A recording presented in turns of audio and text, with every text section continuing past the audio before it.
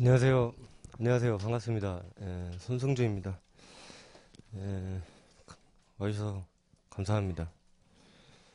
뭐, 개인적으로 저에 대해서 소개할 게 별로 없어서 개인적인 소개는 생략하도록 하겠습니다. 잠깐 OT가 좀 필요할 것 같아서 OT를 좀 할게요. 네, 지금 1기 강의지 않습니까? 1기 강의는 여러분들한테 이제 크게 이론하고 이제 답안 작성에 관해서 이제 설명을 할 건데요. 여기 있는 이론은 전부 다 이제 교재로 설명하게 될 겁니다. 교재로 설명하게 될 거고요. 특별한 사정 없는 한 이 추가 프린트는 되도록이면 좀 피할 생각이에요. 여러분, 교재 시험 볼 때까지 좀 물리도록 보게 만들고 싶거든요. 근데 여기 이제 여러분들 혹시 사정을 아시는지 모르겠는데 이 교재가 작년 말에 재인쇄가 됐어요. 재인쇄가 됐는데 여러분들 중에 이제 재인쇄 된 걸 갖고 계신 분들도 계실 거고 안 갖고 계신 분들도 계실 텐데 되도록이면 재인쇄된 교재를 좀 사용하셨으면 좋겠어요. 왜냐면 페이지가 다르거든요. 페이지 위치가 다소 다른 게 있어서 그리고 좀 오타 같은 것들도 재인쇄하면서 조금 수정을 했거든요. 그래서 여러분들이 좀 기존 거를 갖고 계신 분들은 이게 교환을 해준다라고 하니까 재인쇄된 걸로 좀 교환을 했으면 하는 바람이 있습니다. 그리고 재인쇄 되기 전 거를 갖고 계신 분들도 저한테 좀 요런 얘기를 하시더라고요. 좀 적어 놓은 게 너무 많아서 아까워서 못 바꾸겠다고 생각하시는 분들이 있는 걸로 알고 있는데요. 여러분들 기존에 연기 강의 들으면서 필기해 놨던 것들이 있잖아요. 여러분들 시험 보는 데 있어서 하등에 도움이 안 되는 내용들이에요. 그냥 과감하게 바꾸셔도 전혀 문제 없거든요. 기존에 적어놨던 것들 금지 오겹이라고 생각하실 수도 있는데 전혀 그렇지 않으니까 여러분들 편의를 위해서 저는 바꾸는 거를 정말 강추하고 싶어요. 그래서 페이지 수가 다르다거나 그런 걸로 인해서 발생하는 불편함이 좀 없었으면 좋겠습니다. 그리고 이 답안 작성 관련해서 여러분들하고 예, 일단은 여기 교재도 사료형 답안을 조금 보긴 할 건데요. 일단 여러분들한테 이제 숙제가 나갈 거고요. 숙제는 이제 내일부터 나갑니다. 내일부터 나가는데 9번 나갈 거예요. 9번 나갈 거고요. 전부 다 그 기본적인 그 사령 문제랑 답안이 준비가 돼 있거든요. 요거를 여러분들이 필사를 하는 거예요. 옮겨서 적는 건데 옮겨서 적는 거는 제가 내일 여러분들한테 조금 자세하게 설명을 하기로 하고요. 일단 숙제가 있다라는 거. 이 숙제를 통해서 여러분들이 답안 형식을 좀 익힐 수 있을 거라 좀 생각이 듭니다. 그리고 여러분들하고 이제 모의 시험을 볼 건데요. 모의 시험은 여러분들하고 이제 7번 보게 될 겁니다. 7번 보게 될 건데 여기에 관해서 일단은 그 시험 진도를 여러분들하고 좀 볼게요. 여러분들 강의 계획서 있거든요. 강의 계획서 보시면은 4회차부터 시험이 있지 않습니까? 그러면 진도 저한테 물어보지 마시고요. 거기 모의 시험 있잖아요. 무조건 세 번째 칸 전이에요. 진도는요. 무조건 세 번째 칸 전입니다. 아시겠죠? 알아들으시죠? 무조건 세 번째 칸 전에 있는 게 시험 범위니까요. 그렇게 알고 계시면 돼요. 되셨죠? 저한테 다시 물어보셔도 저는 그냥 세 번째 칸 전이라고만 답변할 겁니다. 선생님, 그럼 첫 번째 칸도 대상이고 두 번째 칸도 대상인데 어쩌죠? 그냥 대상이에요. 처음도 대상이고 두 번째 시험도 대상이다. 이런 얘기입니다. 예. 자, 그리고요. 여기 있는 모의 시험 7회는요. 여러분들 오로지 첨삭만 있고요. 첨삭만 있고 그 다음에 첨삭은 있는데 등수는 없고 그 다음에 점수도 없습니다. 여러분들 중에 태반이 아마 답안을 물론 여러분들 중에 당연히 처음 써보시지 않는 분도 계시겠죠. 써보신 분도 계실 텐데 처음 써보시는 분들 굉장히 많거든요. 처음 써보시는 분들 굉장히 많은데 처음 써보시는 분들 이제 비중이 높기 때문에 지금 등수랑 점수 매겨봐야 어차피 경험이 있으신 분들이 상위권 다 차지해서 의미가 없어요. 그래서 여러분들한테 이렇게 첨삭만 할 예정이고요. 그 다음에 이제 등수 경쟁은 나중에 2기 이후로 하시면 됩니다. 2기 이후로 하시면 되고요. 그리고 여기 이제 첨삭 관련해서 여러분들한테 좀 드리고 싶은 얘기가, 저희가 이제 10회인데 이제 평일날 진행이 되잖아요. 평일날 진행이 되는데 뭐 여러분들이 믿거나 말거나 하는데 첨삭해야 될 게 100부가 갑분이 넘어요. 100부가 갑분이 넘다 보니까 매일매일 100부를 처리한다라는 게 쉬운 일은 아니거든요. 쉬운 일이 아니기 때문에 여러분들 뭐 예를 들어서 월요일날 시험 본 거 화요일날 바로 못 받는다라 그래서 너무 막 격분하지 않았으면 좋겠습니다. 예를 들어서 월요일날 여러분들이 시험 본 거를 조금 딜레이 돼서 수요일날 받을 수도 있고요. 조금 늦어질 수도 있어요. 있는데 이렇게 막 핏대 세우시면서 어디 갔냐 잊어버릴 일은 결코 없거든요. 결코 없으니까 너무 막 이렇게 격분하지 마시고 다소간 하루 이틀 딜레이 될 수 있다라는 점 여러분들이 좀 양해해 주셨으면 좋겠습니다. 왜냐면 이게 7번이 스트레이트로 쭉 보게 되기 때문에요. 바로바로 여러분들한테 돌려드리기가 물리적으로 쉽지가 않아요. 그거 좀 양해해 주셨으면 좋겠고요. 그 다음에 또 하나 여러분들한테 부탁드리고 싶은 게, 특히 이 온천반이라는 반이 있습니다. 이건 동영상 들으시는 분인데, 이 온천반 분들은 제출하는 거 있어서 여러분들이 공지사항을 꼭 잘 봐주세요. 저는 여기 학교입법학원 직원이 아닙니다. 여기 강의하시는 분들 중에 학교입법학원 직원이 아무도 없죠. 저도 마찬가지고. 여기 공지 내용대로 제출 못하시고 저한테 한다고 하셔봐야 제가 해결해 드릴 수 있는 방안은 없어요. 그러니까는 여러분들 공지사항 잘 보시고 공지 내용대로 꼭 제출 부탁드리고요. 공지 내용대로 꼭 제출 부탁드리고, 그 다음에 이 온천반 분들 보면은 이제 타자로 쳐서 제출하시는 분들이 있는데, 이게 타자로 쳐서 제출하는 거 여러분들한테 큰 도움이 안 될 거라고 저는 거의 한 90% 확신하거든요. 실제로 손으로 써서 디자인하는 거하고 타자로 디자인하는 거하고 매우 달라요. 타자로 하다 보면 당연히 이쁘게 써지죠. 이쁘게 써지는데 실제로 손으로 쓰다 보면은 개판이 되기 십상이거든요. 그러니까 온천반 분들 되도록이면은 타자 이용하지 않았으면 하는 바람이 있습니다. 그리고 여기 여러분들이 제출한 답안이 있거든요. 제출한 답안은 임의로 한 부 정도 복사해서 여러분들하고 나눠드려서 같이 보게 될 거예요. 같이 나눠드려서 같이 보면서 같이 잘근잘근 뭐랄까 잘근잘근 살펴보는 시간을 갖겠습니다. 잘근잘근 살펴봐서 요런 거는 좀 하지 말자, 요런 취지로 복사해서 같이 볼 테니까, 그러니까 쉽게 말해서 잘 쓴 답안을 여러분들하고 보지는 않을 거예요. 잘 쓴 답안이 아니라 뭐라고 표현하면 좋을까요? 지적 배울 게 많은 답안을 복사해서 여러분들하고 함께 보게 될 거니까 그렇게 알고 계시면 될 것 같고요.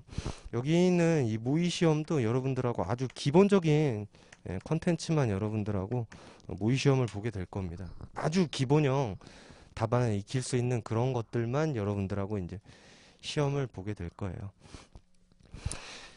자, 그리고 이제 2기 때도요, 만약 요 교재를 그대로 활용할 거고요. 그 다음에 3기 때도 여기 있는 요 교재를 그대로 활용할 겁니다.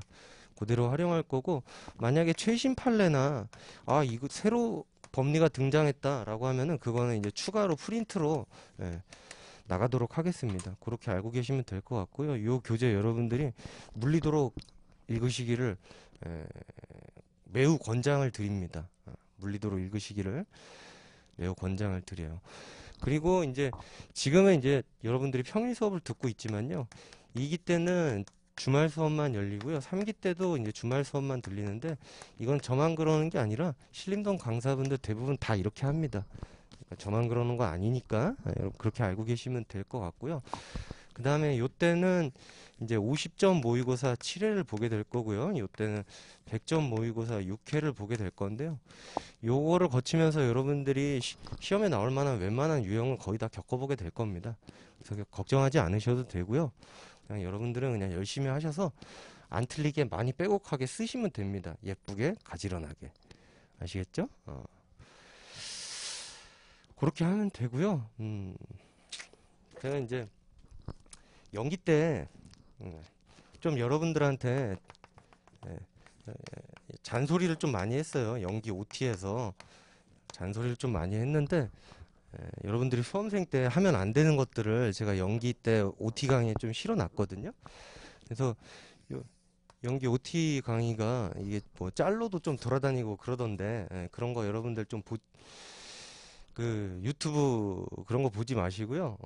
OT 강의를 좀 들어보시면은 여러분들한테 절대 하면 안 되는 거 샘플로 올라와 있으니까 공짜니까 꼭 들어보시기를 안 들으신 분들 좀 들어보셨으면 좋겠습니다. 하면 안 되는 거 하면 안 되는 거 제일 첫 번째 공부 안 하는 거 공부 안 하면 당연히 떨어져요. 공부 안 하면 당연히 떨어지는데 사실 대부분 안 하죠. 대부분 안 합니다. 탈락입니다. 탈락이고 그 다음에 헛공부하는 것들이 있어요. 그러니까 공부하라는데 공부 안 하고 이제 공부 방법 공부하고 계신 분들도 있거든요. 공부 방법 꽤 오래 합니다. 이제 날씨 따뜻해질 때까지 공부 방법을 공부해요. 공부 안 하고 공부 방법을 공부한다고요. 탈락입니다. 탈락이고요. 전형적으로 떨어지는 유형이고 그 다음에 이제 보면은 이제 공부를 시험에 붙는 방법이 있을 거 아닙니까? 각종 시험들은 시험에 붙는 방법이 있을 텐데 그 시험에 붙는 방법 떠나서 자기가 궁금한 걸 공부하시는 분들도 있어요. 자기가 알고 싶은 걸 공부하시는 분들 탈락이고요. 탈락이고 시험에 떨어지는 유형이 굉장히 많아요. 그리고 이제 필로소피 하시는 분들 있거든요. 탈락입니다. 탈락이에요.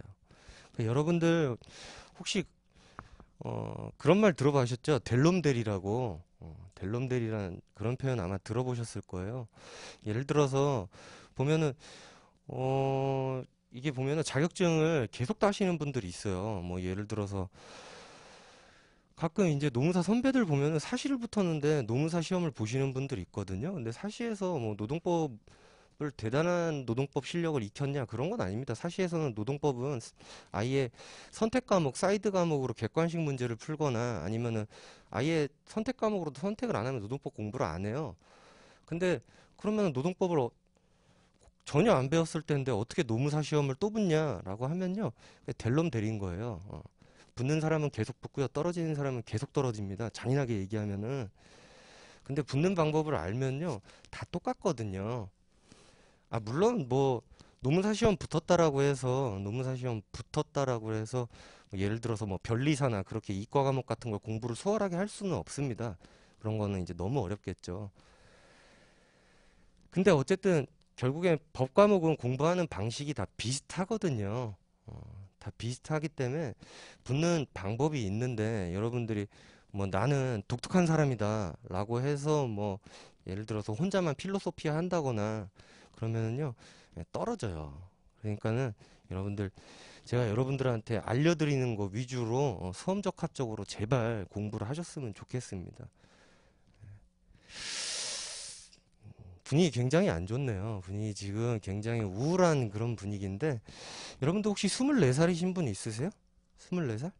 24이에요? 24 때 뭘 해야 되는지 알고 계세요? 예? 공부해야 돼요? 아니에요. 틀렸어요. 24살 때는 24쉬어야 돼요. 죄송합니다. 못 알아듣시는 분들 계시죠? 24살 때는 24쉬어야 된다고요. 뭐 이렇게 경악스러운 표정을 지으세요? 죄송합니다. 사실 제가 굉장히 부담감이 많은 사람이에요. 신림동에 헛소문이 너무 많이 돌아가지고 뭐 예를 들어서 손승주 강의가 재밌다거나 이런 말도 안 되는 얼토당토한 소문이 돌아서 상당히 피곤합니다. 그런 걸로 인해서 상당히 중압감도 많이 느끼고 웃겨줘야 되나 근데 저 굉장히 소심하고요.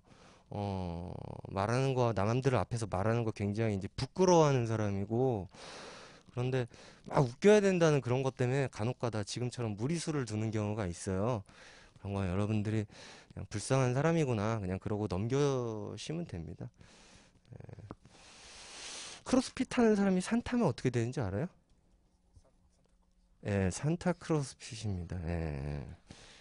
굉장히 MZ 세대인가 보네요. 예. MZ 개그를 했는데. 자, 이제 일기는요, 여러분들하고 뭐 이 교양적인 부분은 상당히 배제할 거고요. 일기는 여러분들하고 이제 교양적인 부분은 상당히 배제를 할 거고, 상당히 배제를 할 거고, 그 다음에 여러분들한테 아까 얘기했지만은 이제 답안 작성을 여러분들이 익히셔야 돼요. 답안 작성을 익히셔야 되는데, 일단은 이 답안 작성에서 여러분들한테 일기 동안에 이제 기본형 답안 작성을 여러분들한테 익히도록 할 겁니다.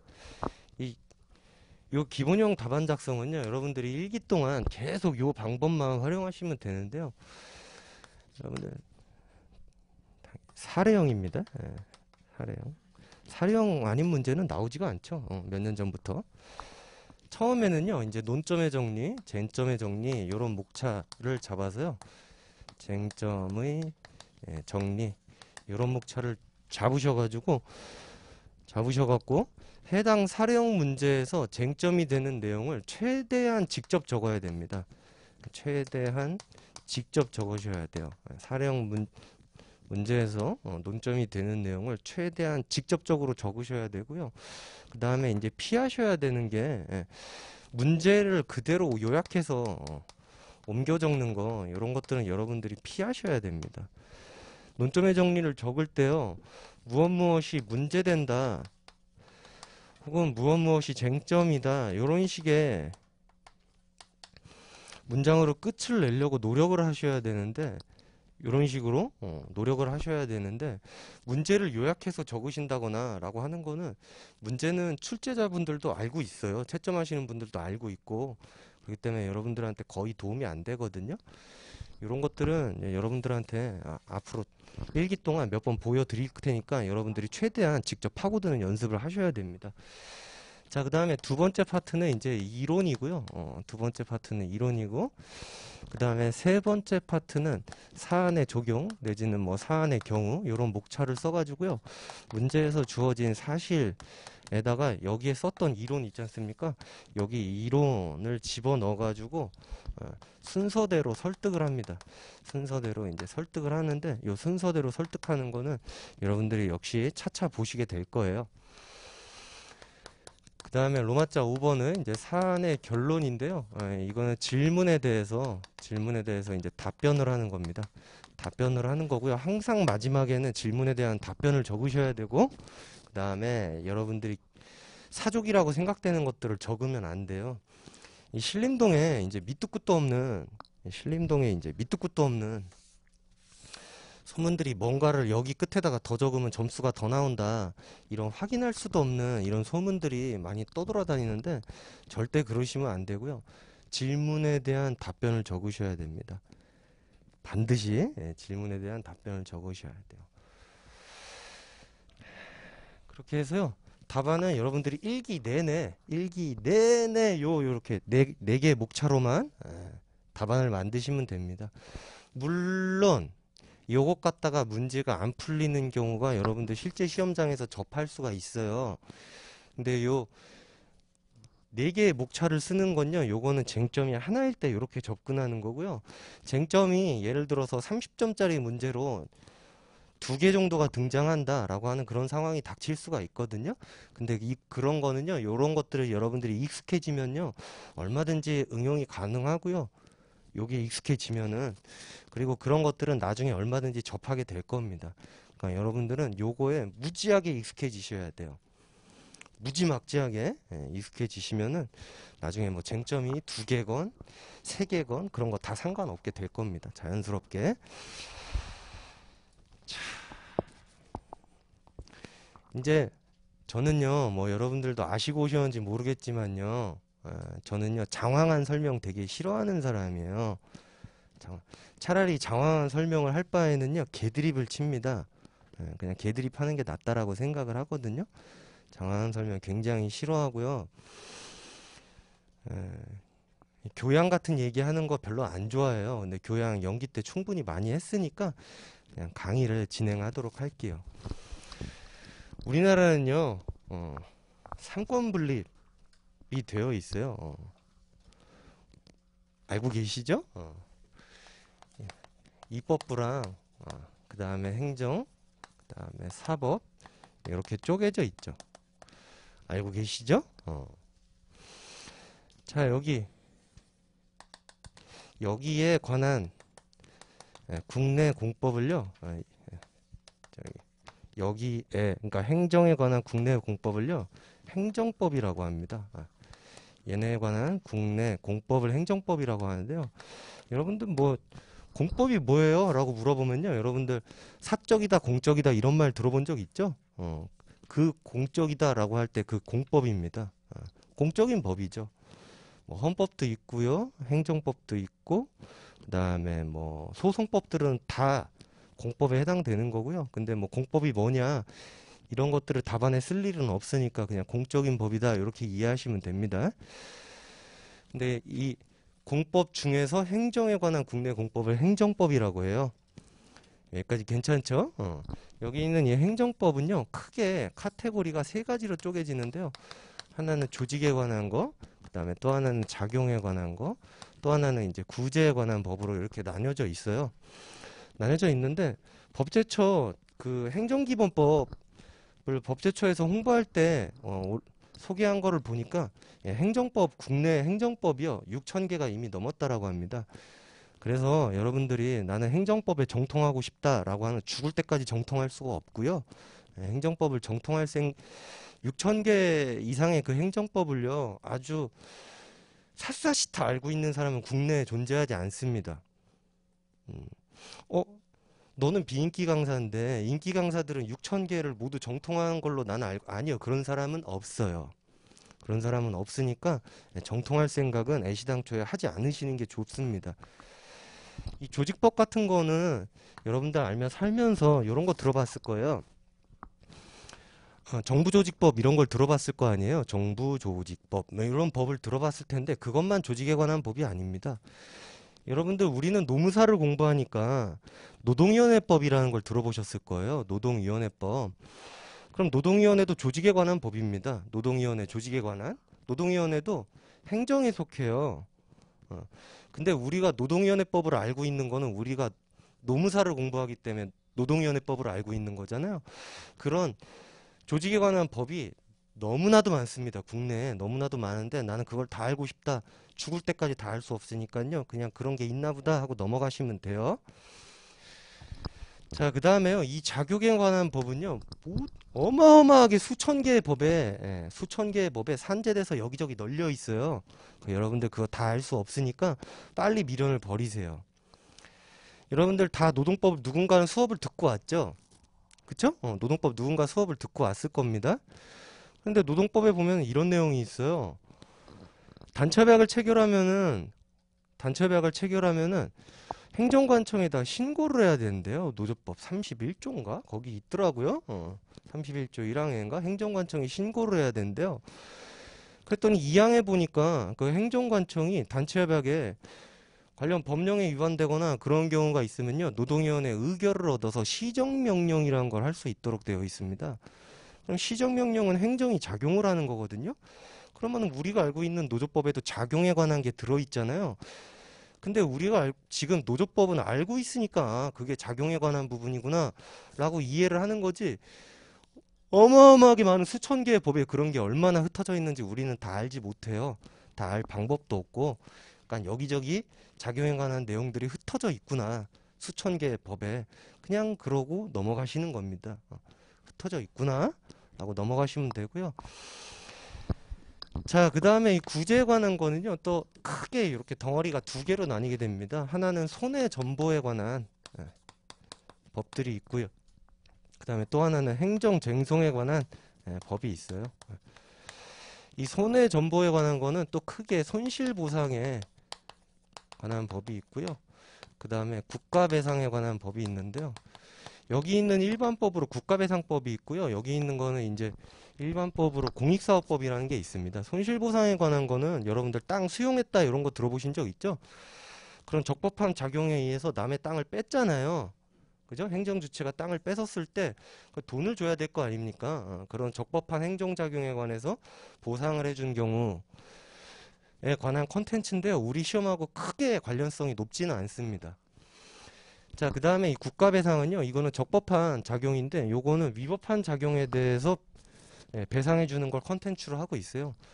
예를 들어서 수사기관이 어떤 사람 이 친구가 좀 띠래 보이니까, 야, 이번에 뭐 살인사건이 있었는데, 그냥 너가 범죄자인 걸로 하자. 그래서 저 아닌데요. 그랬더니, 딱딱딱딱 때려갖고, 그냥 너 범죄자인 걸로 하자. 아닌데요. 그랬더니, 막 물고 뒤지게 한 다음에 그냥 너 범죄자인 걸로 하자. 그랬더니 무서워서 알겠습니다. 그럼 언제 죽였어? 모르겠는데. 야, 그걸 모르면 어떻게 임마. 자, 몇 월 며칠 몇 시에 네가 이렇게 해서 이렇게 죽인 거야? 네. 범죄자 만들면은요, 국가에서 위협한 행위를 함으로 인해서 지금 범죄자 하나 만들었잖아요. 그죠? 그러면은 배상해줘야겠죠. 그런 거 생각하시면 됩니다. 근데 국가배상은요, 범위가 엄청 넓어요. 엄청 넓어서요, 여러분이 다 알지 못합니다. 여러분들 다 알지 못하고요, 그냥 국가배상법이란 게 있구나, 그냥 그러고 넘어가시면 돼요. 국가배상법은요, 국가를 상대로만 하는 게 아니라 지자체를 상대로도 하는 그런 컨텐츠, 뭐 그것뿐만 아니라 엄청 많습니다. 뭐 예를 들어서 여러분들 친구 중에 학교 선생님들 있죠? 친구들 중에 학교 선생님 한두 명 정도는 있을 거 아니에요. 근데 학교 선생님이 못 본 사이에 애들끼리 싸워서 애들이 다쳤어요. 예. 최근에도 그런 국가배상 청구 소송을 한 적이 있는데 선생님이 관리 감독을 잘못해서 애가 다쳤습니다. 그런 것도 국가배상 청구 소송의 대상이 됩니다. 예. 그래서 어마어마하게 넓은 영역인데요. 그냥 저런 게 있나 보다 하고 그냥 넘어가시면 돼요. 자, 우리 시험 과목은 행정쟁송법이잖아요. 여긴 크게 또 두 가지로 나뉩니다. 하나는 행정심판법이고요. 행정심판에 관한 법이고, 그 다음에 행정소송에 관한 법입니다. 여기에 일반법으로 행정소송법이 있고요. 여기에 일반법으로 행정심판법이라는 게 있습니다. 우리는 그 일반법들 위주로 이제 공부를 하게 될 거예요. 일반법들 위주로 공부를 하게 될 거고. 여러분들 행정소송법 한번 펴보실래요?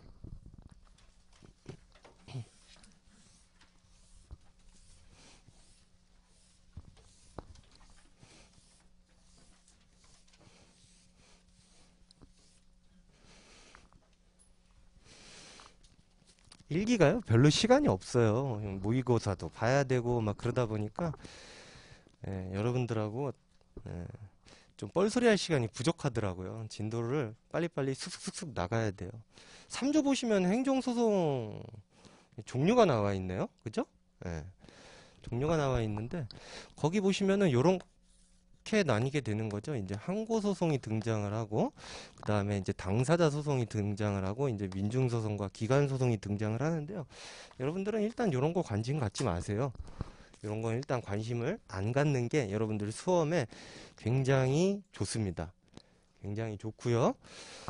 그 다음에 여기 있는 요거는 이제 3조에 나와 있고 3조에 나와 있고 4조를 보시면은 요게 또 세분화되어 있죠. 세분화되어 있는데 취소 소송이라는 게 나와 있고요. 그 다음에 무효등 확인 소송, 그 다음에 부작위 확인 소송이라는 게 있네요. 그죠? 그렇게 보셨죠? 자, 그 다음에 얼른 가보세요. 얼른 가보시면 행정심판법 5조를 보십시오.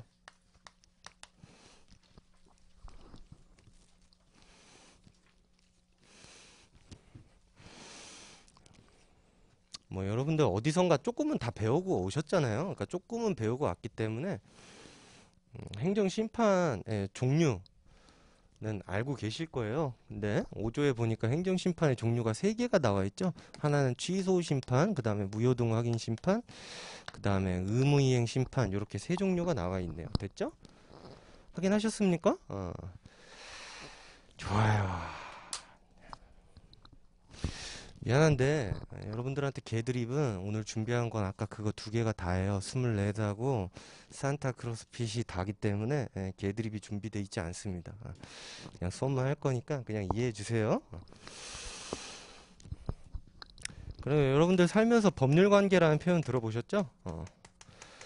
이 법률관계는 법에 의해 규율되는 생활관계 줄임말이에요. 법에 의해 규율되는 생활관계 줄임말인데 그런 거 제발 적지 마세요.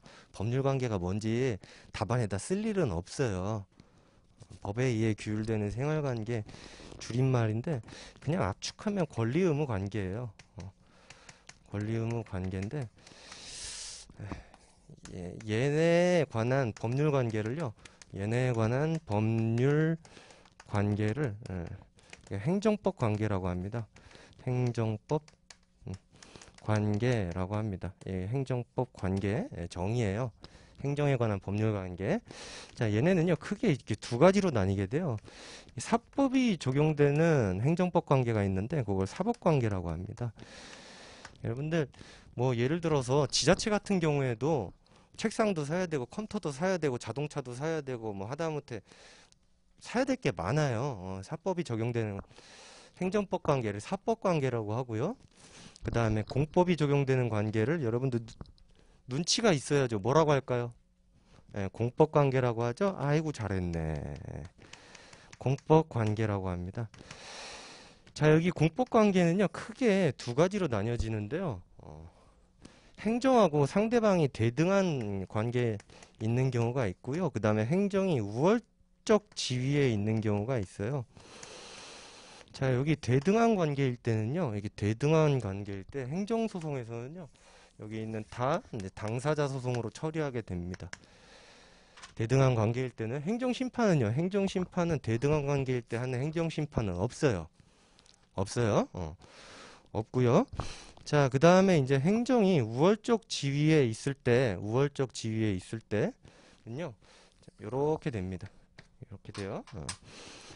첫 번째, 행정이 한 작용이 처분 등에 해당하거나 혹은 부작위에 해당한다 라고 하면은 여기 항고 소송 또는 여기 행정 심판 이렇게 둘 중에 하나로 처리를 하게 되고요. 둘 중에 하나로 처리를 하게 되고 그 다음에 여기에 해당하지 않는다 라고 하면은 행정쟁송으로 해결할 방법은 없어요. 행정쟁송으로 해결할 방법은 없고요. 두 번째, 여기에 해당하지 않는데 기본권 침해 가능성이 있다 라고 하면은 권리구제형 헌법소원이란 게 가능합니다. 권리구제형 헌법소원이라는 걸로 권리구제를 받을 가능성이 있어요. 가능성이 있고 만약에 처분 등이나 부작위에도 해당하지 않는데 기본권 침해 가능성이 없다라고 하면은 정식 구제 절차는 국내에 존재하지는 않습니다. 뭐 그냥 진상 부리거나 그런 식으로 가서 이제 해결을 해야 돼요. 되었죠? 되었는데 여기에 관해서는 여러분들이 뭐 크게 아실라고 하지 마십시오. 여기에 관해서는 크게 아실라고 하지 마시고요. 왜냐면은 우리 시험 과목은 행정쟁송이죠. 행정쟁송이잖아요. 여러분들한테 헌법소원 안 물어봅니다. 그러니까 크게 관심 가지려고 하지 마십시오. 여러분들은 앞으로 이런 상황을 공부하게 될 거예요.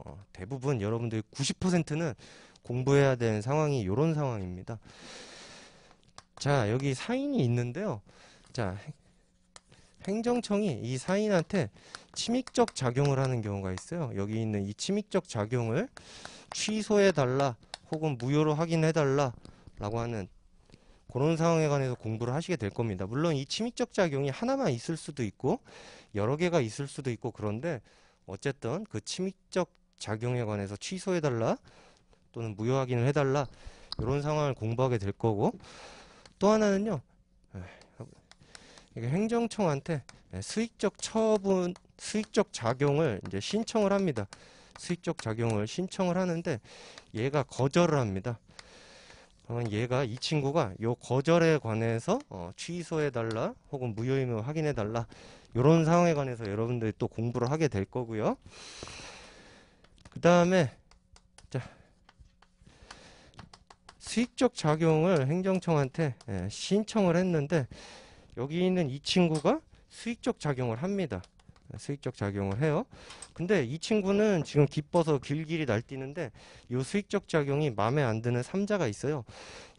그 삼자가 요거를 없애달라 혹은 무효임을 확인해달라 라고 하는 요런 형태를 공부하게 될 거고요.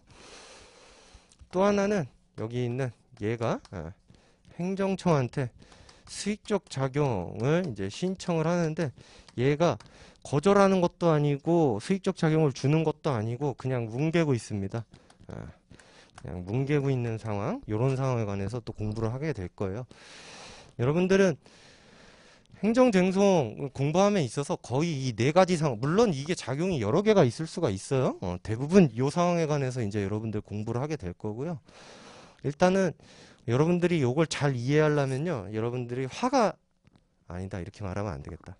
상식이 필요합니다. 상식. 누가 기분 나쁜가, 누가 빡치는가, 누가 화가 났는가, 이런 거를 여러분들이 잘 이해하는 게 행정쟁송을 이해하는데 매우 큰 도움이 됩니다. 여러분들 보세요. 혹시 살면서 누가 와서 시비 걸어본 적 있어요? 혹시 누구 때려봤어요? 어렸을 때? 안 때려봤어요? 혹시 전화 안 때려봤어요? 연락 때려본 적 없어요? 때려봤죠? 준비한 겁니다, 이것도. 근데 뭐 때린다라는 게 중요한 게 아니라 때리면은 맞은 사람 있잖아요. 자, 한번 스님 같은 얘기하지 말고 솔직히 한번 얘기해 보세요. 맞으면은 기분이 나빠요, 안 나빠요?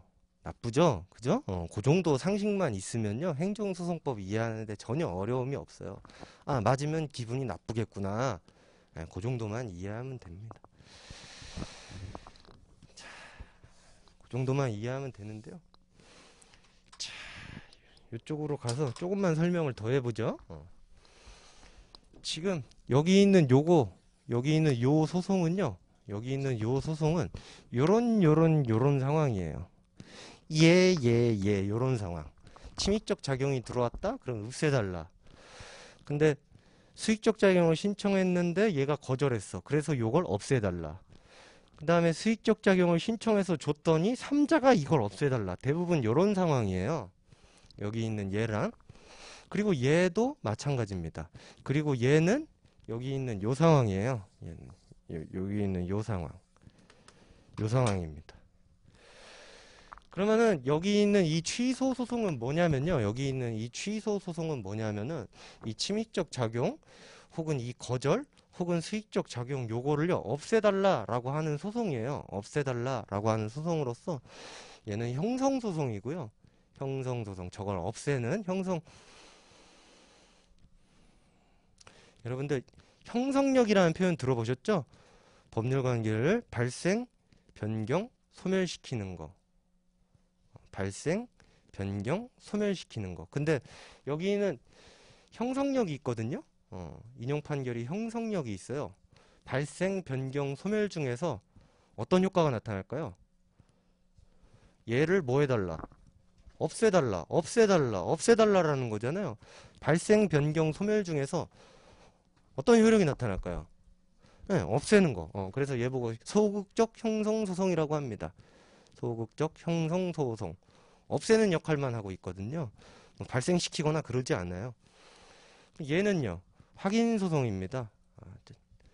무효등 확인소송, 말 그대로 확인소송이에요. 요건 확인소송이고요. 얘도요, 부작위 위법 확인소송. 얘네 둘은 확인소송, 얘는 형성소송. 그 중에서도 없애는 소극적 형성소송입니다. 소극적 형성소송인데 공부를 하다 보니까 이 소극적 형성소송이 뻘짓거리 같아요. 뻘짓거리 같아서 이런 논의가 생겨나기 시작했습니다. 아니, 침입적 작용이 지금 들어오고 있는데 들어오고 나서 없애달라고 하니까 왠지 뻘짓 같다. 그래서 들어오기 전에 혹시 미리 막는 건 안 되냐? 요런 발상들이 떠올랐어요. 요런 발상들이 떠올랐어. 그 다음에 여기 얘 입장에서는 이 수익적 작용이 자기한테는 안 좋아요. 이 수익적 작용이 얘한테는 좋지만은 얘 입장에서도 이 수익적 작용이 날라오기 전에 미리 막으면 안 되나? 요런 의문들이 생겨났어요. 요런 의문들이 생겨났어요. 그래서 저걸 미리 막을 방도는 없는가에 관해서 조금 있다가 예방적 금지 소송 혹은 부작위 청구 소송 이런 것들을 공부하게 될 겁니다. 물론 여러분들 중에 이미 대부분 알고 계시겠죠. 예방적 금지 소송이나 부작위 청구 소송은 법에 없어요. 법에 없기 때문에 저게 과연 허용될 수 있느냐, 날라오기 전에 미리 막는 게 허용되느냐에 관한 논의가 있는데 결론부터 얘기하면 안 됩니다. 이따가 살펴보도록 하고, 그 다음에요. 자, 여기 보세요. 여기 있는 이 거절을 취소해달라라고 하는데 이 수익적 작용 신청한 게 예를 들어서 뭐 특허나 혹은 허가를 신청했다라고 합시다. 특허나 허가를 신청했는데 거절당한 거예요. 근데 얘 입장에서 요 거절을 취소해달라 라고 하는 형태의 소송은 분명히 우리 법에 의해서 가능한데 그러면 저 거절이 취소가 되면 자동으로 허가나 특허가 있는 거냐? 그건 아니거든요. 그건 아니에요. 특허나 허가가 당연히 있는 건 아닙니다. 그렇기 때문에 권리구제가 지나치게 우회적이란 말이죠. 그래서 이 거절을 취소하는 거 말고 얘한테 허가를 해라 라고 명령을 하거나 혹은 법원이 얘 대신 허가하는 그런 형태의 소송은 안 되는가, 이런 의문들이 생겨났어요. 생겨났어. 자, 그 다음에 이 수익적 작용을 신청을 했는데 이거 부작위예요. 부작위 상태. 이 부작위 상태에는 이 부작위 위법 확인 소송 요걸 할 수가 있는데, 부작위 위법 확인 소송 요걸 할 수 있는데, 그러면은 이 부작위가 위법하다라는 걸 확인했다라고 해서 바로 특허나 허가가 있느냐? 그건 아니에요. 그냥 가만히 있는 게 위법하다라는 것 뿐이죠. 그러니까는 부작위 위법하다라는 걸 확인을 받았을 때 쟤네는 부작위가 위법하니까 뭔가를 하면 돼요. 그 뭔가는 대부분 거절이 되겠죠. 그 뭔가는 대부분 거절이 되는데, 그러니까 거절을 하기만 하면 된단 말이에요. 그러니까 또 권리구제가 우회적이 돼버린단 말이에요. 그러니까 혹시 이런 소송은 안 되느냐 라는 의문이 생긴 거죠. 얘한테 바로 특허나 허가를 줘라 라고 명령을 하거나 혹은 법원이 직접 특허나 허가를 주는 그런 형태의 소송은 안 되느냐. 여기랑 같은 놀이죠. 요런 또 의문이 발생했어요. 그거를 의무이행소송 내지는 적극적 형성소송이라고 합니다. 권리구제가 너무 빙빙 돌다 보니까 혹시 한 큐 해결은 안 되겠니? 라는 의문이 생겨난 거죠. 근데 요것도 마찬가지지만 얘도 법에 없거든요. 요런 형태의 소송이. 그래서 얘가 되느냐? 라는 문제가 발생했는데 여러분들 대부분 알고 계시겠지만 결론부터 얘기하면 안 돼요. 안 되는데 시험에 물어볼 수 있으니까 여러분들은 학설과 판례를 좀 익혀놔야 됩니다. 그렇다고요. 그런 거예요. 자, 그러면은 여러분들 73페이지 피시고요. 교양적인 부분 빨리빨리 나가보도록 하죠.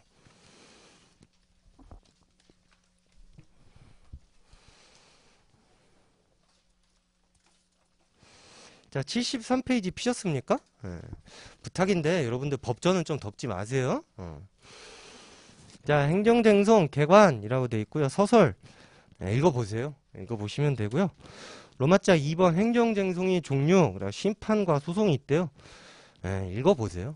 읽어보시면 되고요.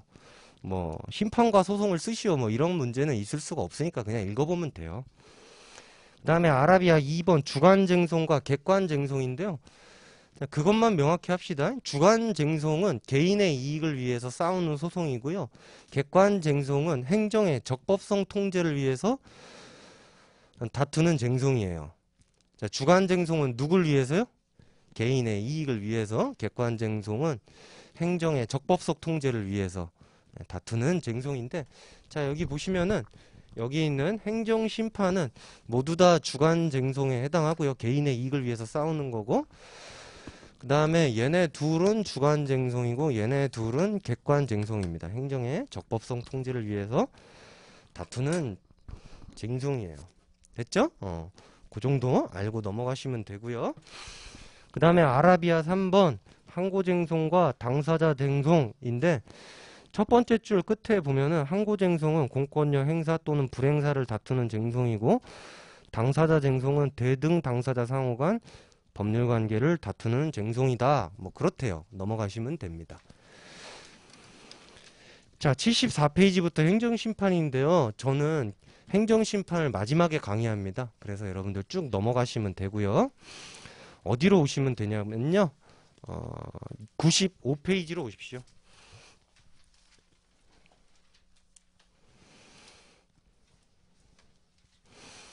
자, 95페이지로 오시면은 행정소송의 개관이라고 써 있는데 교양 빨리빨리 갈게요. 로마자 1번의 서설 행정소송은 행정법상 법률관계에 관한 분쟁에 대해서 법원이 심리판단하는 정식재판 절차다. 자, 민사소송과는 다르고 형사소송과도 다르고 사법작용이다.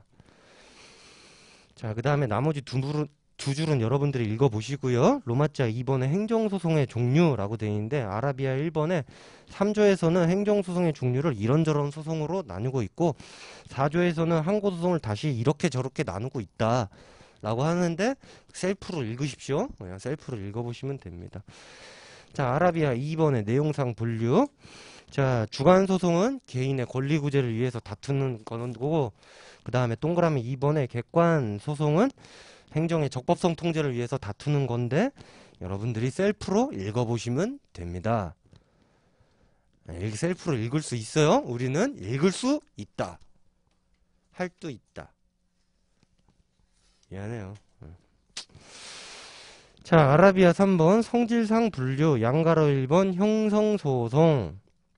형성소송은 행정법상 법률관계를 변동, 발생 변경을 소멸시키는 판결을 구하는 소송이다. 형아들 여기 있는 거 이거 형성소송이라 그랬죠? 요거 두 개는요 확인소송이라 그랬죠? 됐어요. 그럼 됐고 넘어가면 됐고요. 넘어가시고요. 양가로 2번 확인소송, 특정 법률관계의 존부를 확인하는 판결을 구하는 소송이다 라고 돼 있고요. 그냥 셀프로 읽고 넘어가시면 됩니다. 자, 그 다음에 양가로 3번 이행소송인데요. 자, 형아들 여기 보세요. 형아들 여기 보세요.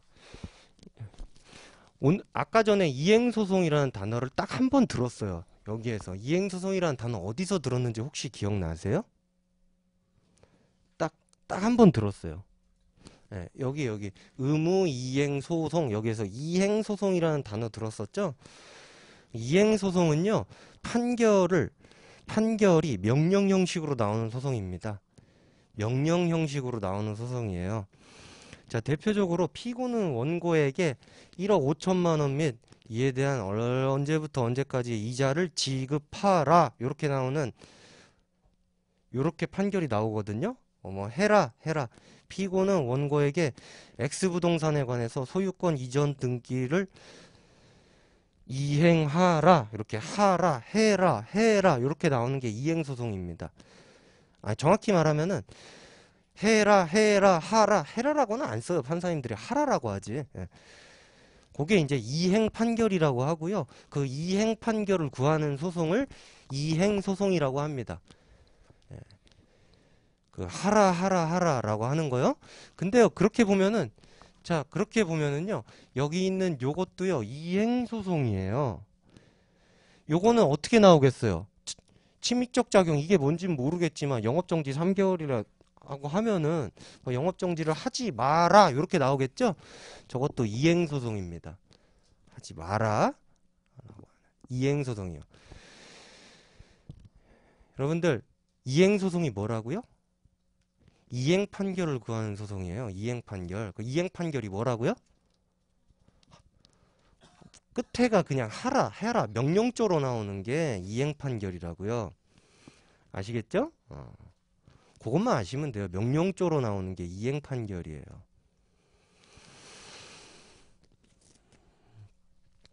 그러면 형성소송은요, 판결 마지막에 주문이 뭐뭐 한다라고 나와요. 뭐라고 나온다고요? 뭐뭐 한다. 피고가 몇 년 몇 월 며칠 원고에게 한 영업정지 3개월의 처분을 취소한다. 취소한다. 라고 시키는 게 아니라 본인이 그걸 그냥 없애버리는 거죠. 법원이 직접. 법률관계를 소멸시켰잖아요. 취소한다 라고 하면서 형성 판결은 주로 한다 라고 나와요. 여러분들 민사소송법 하시는 분들 형성소송 대표적으로 A급 주제로 배우는 거 뭐 있어요? 채권자 취소소송 배우잖아요. 사회행위 취소소송이라고 말해야 하나요? 뭐 어떻게 말해도 알아들어야 돼요. 개떡같이 말해도 찰떡같이 알아들어야 되는데 그런 것도 주문이 취소한다 이렇게 나와요. 사행위 취소소송이든 채권자 취소소송이든 형성소송이잖아요. 뭐뭐 한다 라고 직접 법률관계를 소멸시켜 버립니다. 형성소송은 뭐뭐 한다. 그러면 여러분들도 눈치가 있어야 될 거 아니에요. 그쵸? 살면서 우리가 눈치가 굉장히 중요하거든요. 저 사람이 나를 좋아하는지 나를 싫어하는지 나를 죽이고 싶어 하는지 뭐 이런 걸 알아야 우리가 사회생활이 편해요. 그죠? 자, 그러면은 그 눈치를 한번 굴려보세요. 확인 판결은 어떻게 나올까요? 마지막에 확인한다 이렇게 나오는 거예요. 주문이 됐죠? 무슨 법률관계를 확인한다 이딴 식으로 나오게 된다고요. 무효임을 확인한다, 부존재함을 확인한다, 존재함을 확인한다 이렇게 나오는 거. 확인소송은 아무튼 사실 우리 시험에서 기록형 시험은 보지 않기 때문에 여러분들한테 주문을 써봐라 뭐 이런 건 없으니까 걱정하지 말고 이행소송은 이행 판결을 구하는 소송이고 이행 판결은 뭐뭐 하라 이렇게 나오는 거. 명령조의 판결을 말하는 거예요. 자, 로마자 3번 행정소송의 한계라고 돼 있는데 아라비아 1번, 아라비아 2번, 아라비아 3번 여러분들이 복습하면서 열심히 읽어보세요. 알겠죠? 네. 야, 이 나쁜 자식. 아이, 나쁜 자식 대포로 쏴버리고 싶네. 막 이런 생각이 들잖아요. 그냥 쏘지 마시고요. 읽어보세요. 셀프로. 그냥 셀프로 읽으면 되고. 자, 여러분들 98페이지 오셔서 양가로 4번 보세요. 양가로 4번 보시면은 요런 거는 시험에 나와요. 자, 양가로 5번, 양가로 6번 요런 것도 시험에 나와요. 아시겠죠? 그래서 요거는 여러분들한테 좀 설명을 해야겠어요. 양가로 4, 5번 엮어서 그냥 같이 설명을 할게요. 자, 양가로 4, 5번 얘기가 왜 나왔는지 기억나세요? 양가로 4, 5번? 지금 요거 거절당한 거를 취소한다라 그래서 특허나 허가가 바로 있는 게 아니잖아요. 그냥 거절이 취소된 것 뿐인 거지. 그죠? 그러니까 권리구제가 너무 우회적이라고요. 바로 특허나 허가가 나오는 게 아니에요. 자, 신청을 했는데 얘가 뭉개고 있어요. 이게 위법하다라는 걸 확인한다라고 해서 특허나 허가가 바로 나오는 게 아니에요. 권리구제가 너무 우회적이죠. 쉽게 말해서 삽질하는 것 같단 말이에요. 그죠? 그래서 한 큐에 해결하는 방법이 없냐. 그래서 의무이행소송, 이행소송, 적극적 형성소송 이런 논의가 생긴 거예요. 의무이행 소송은 주문은 이렇게 나오는 소송을 판결을 청구하는 거죠. 피고는 원고에게 무슨 뭐에 대해서 허가하라 이렇게 주문이 나오는 판결을 청구하는 소송을 말하는 거예요. 물론 이게 실존하지가 않기 때문에 그런 소장은 저도 실제로 본 적은 없습니다. 실존하는 게 아니기 때문에. 그럼 적극적 형성소송은 어떤 판결을 청구하는 거예요? 피고는 원고에게 무슨 영업을 허가한다. 직접 허가를 해버리는 그런 판결을 청구하는 소송을 말하는 거예요. 직접 해버리는 거. 권리구제가 너무 우회적이니까. 자, 그래서 요거에 관해서 학설이 있어요. 적극적 형성소송이 나오든 의무이행 소송이 나오든 학설 판례 똑같이 그냥 쓰시면 됩니다. 자, 거기 보시면은 98페이지 견해대리 동그라미 1번 보시면은 긍정설이 있는데요. 현행의 제도가 너무 찐따 같다. 그러니까는 여기 있는 요 3조, 여기 있는 요 3조나 여기 있는 4조, 요런 거는 예시적인 거다. 예시적인 거다. 얼마든지 인정될 수 있다. 요런 견해예요. 그 다음에 안 된다라고 하는 견해가 있죠? 안 된다라고 하는 견해가 있는데 무슨 헛소리냐. 여기 있는 요거는 제한적 열거 규정이다. 행정소송의 종류와 항고소송의 종류는 제한적으로 열거한 거에 해당하기 때문에 저기 나와 있는 거 외에는 안 된다. 요런 견해예요. 자, 그 다음에 거기 죄송합니다. 절충설이라고 있죠? 절충설에다가 동그라미를 치세요. 일사회다. 동그라미를 치세요. 행정청이 1차적 판단권에 일자 동그라미 치시고요. 행사할 필요가 없을 정도로 처분 요건이 일의적으로 정해져 있고 사전에 구제하지 않으면 회복할 수 없는 손해가 발생할 우려가 있고 다른 구제 절차에 다른 구제 절차가 없을 때는 가능하다. 이런 견해입니다. 되셨죠? 그래서 1사회다에다 동그라미를 치시고요. 다시 한번 말씀드리지만 적극적 형성소송을 물어보던 의무이행소송을 물어보던 학설과 판례를 똑같이 구성하시면 됩니다. 거기 있는 판례는요. 형성소송에 관한 판례랑 그 다음에 의무이행소송에 관한 판례가 같이 있네요. 읽어볼게요. 현행 행정소송법상 행정청으로 하여금 일정한 행정처분을 하도록 명하는 이행 판결을 구하는 소송이나 법원으로 하여금 일정한 행정 처분을 행한 것 같은 효과가 있는 처분을 직접 행하도록 하는 형성 판결을 구하는 소송은 허용되지 아니하고 자기 의무의 이행이나 확인을 구하는 행정소송도 허용될 수 없다. 뭐 아무튼 다 안 된대요. 됐죠? 자, 검토 의견으로 넘어가시면은 자, 요런 얘기가 나와 있어요. 요런 얘기가 나와 있어요.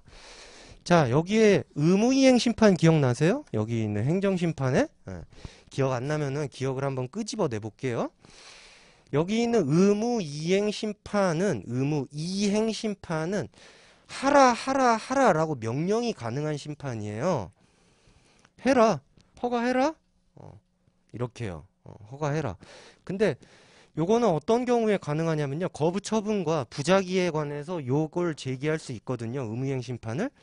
기억 안 나시면 어쩔 수 없는데 기억나면 다행이고 거부 처분과 부작위에 관해서 요걸 제기할 수 있어요. 근데 이 행정심판은 여기 있는 입법, 행정, 사법 중에서 어디에 속해요? 여기에 속한단 말이에요. 저 행정심판위원회는 행정기관이에요.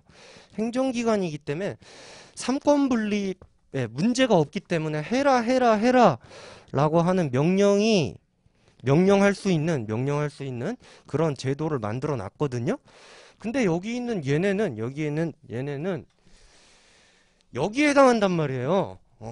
여기에 해당해요. 그래서 삼권분립 차원에서 의무이행 심판이나 형성소송을 인정하지 않고 있는 거란 말이에요. 삼권분립 차원에서. 삼권분립이 합리적인지는 모르겠는데 현대사회에서는 다른 선택지가 없잖아요. 그죠? 얘네는 만들고 얘네는 집행하고 얘네는 뭐하고요? 판단하고 만들고 집행하고 판단하고 만들고 집행하고 판단하고 다른 대안이 없기 때문에 그렇게 쪼개놨단 말이에요. 권력을요. 근데 얘네가 얘네 역할을 대신할 수 있다. 그럼 삼권분립이 깨지지 않겠습니까? 그래서 어쩔 수 없는 것 같습니다. 삼권분립 차원에서 부정설이 타당해 보입니다. 행정심판은 삼권분립에 문제가 없으니까 의무이행 심판을 만들어 놓은 것 뿐이고요. 되셨죠? 자, 그래서 여러분들하고 양가로 4번하고 양가로 5번을 1타 쌍피로 그냥 다 쳐냈고요.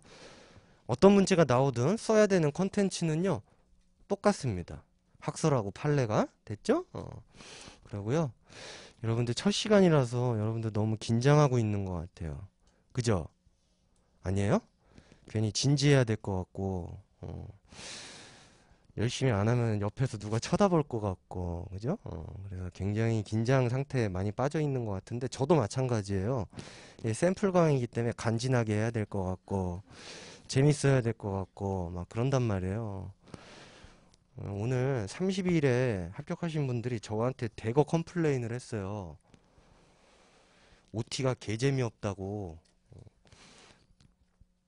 OT 보면은 들으러 갈래다가도 안 갈 것 같다고. 그래서 OT 좀 재밌게 하라 그래서 굉장히 많은 3개나 개드립을 준비했거든요. 산타 크로스핏하고 스물렛하고 연락 때린다고 3개나 준비했는데 완전히 개 실패한 것 같아요. 망한 OT는 확실해 보이고요. 예. 망했다라고 동의해 주시네요. 그래서 확실히 망했다고. 넌 망했어. 어쩔 수 없는 것 같고요. 예. 10분 쉬었다가 그냥 원래대로 강의하도록 하겠습니다.